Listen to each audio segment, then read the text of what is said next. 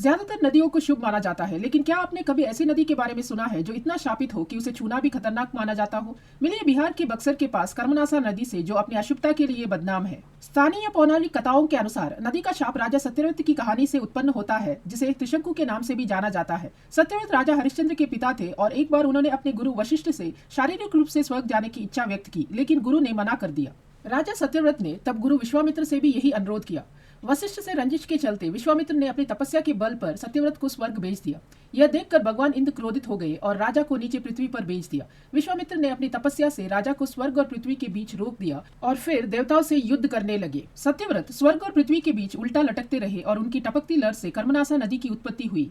और क्योंकि कर्मनासा नदी शापित त्रिशंकु की लहर से उत्पन्न हुई है, इसलिए नदी को भी शापित माना जाता है। नदी के किनारे रहने वाले लोग कभी भी खाना पकाने या सफाई के लिए भी इसके पानी का उपयोग नहीं करते। क्या आपने इस नदी और इस नदी की उत्पत्ति की इस कहानी के बारे में पहले सुना है?